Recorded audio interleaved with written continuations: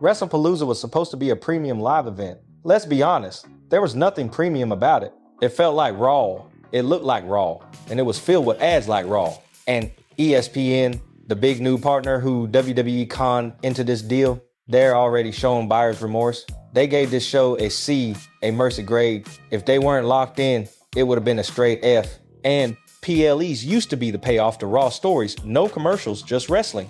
Now, Raw is autopilot filler written by AI interns, and PLEs are just long Raw episodes with ad breaks. What used to happen on C-level shows like Heat or Velocity is now happening on Raw, and what used to make PLEs feel special is gone. All thanks to this man. His face was everywhere.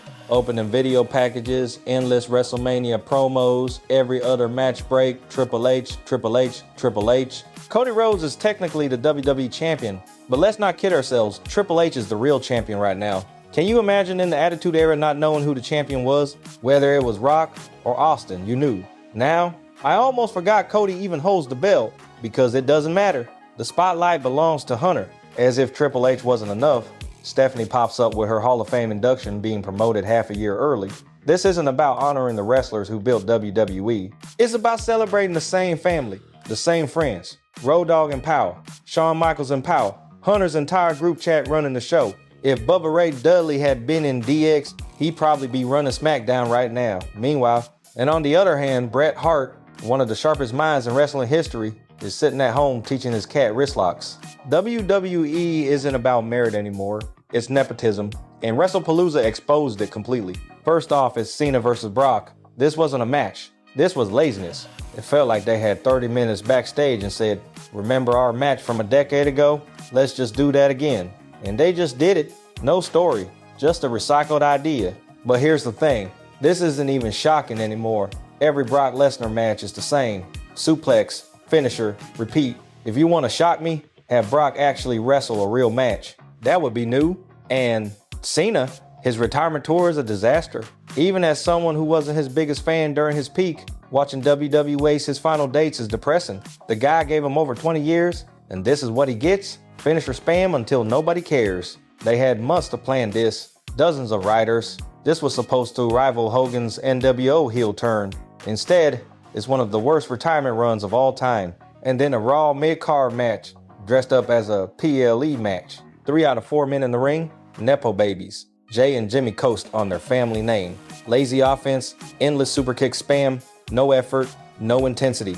They don't have to put in real work because their Rikishi will start complaining on his podcast and the whole Inoue family will cover for them, always protect them. Then you look at Braun Breaker. Actually looks like a legitimate athlete. Someone who had to earn his spot because his family, the Steiners, burned bridges with WWE years ago. He had no safety net, so he built himself into something credible. And then Jey Uso, he bust himself open when he was hitting Breaker with a chair shot. That was hilarious. That stuff happens to the villain sidekicks or extras in movies. Should save it for the next Naked Gun movie. Jey Uso is a one-man army, I tell ya. Cuts the match short. The whole match gets rushed to the finish. That botch was the perfect summary. Sloppy work from guys who don't need to excel because their last name keeps them protected. This was the only good match on the show, which made it feel even stranger. It was actually solid wrestling, but surrounded by bad, heatless, sloppy matches, it felt completely out of place. Like watching a real movie in the middle of a marathon of straight-to-DVD garbage. Although the first 10 minutes dragged with awkward chain wrestling and shaky chemistry, it took forever to click. But once it did, dragon screws, wild top rope dives, and Viker's immaculate spiral tap. On paper, the match was a little sloppy and uneven, nowhere near the best either woman has delivered. Yet in a night of heatless, botched booking, this flawed performance still looked like a 5-star classic.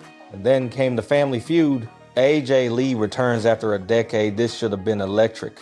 On paper, it's a dream feud, personal, fiery, with years of history baked in.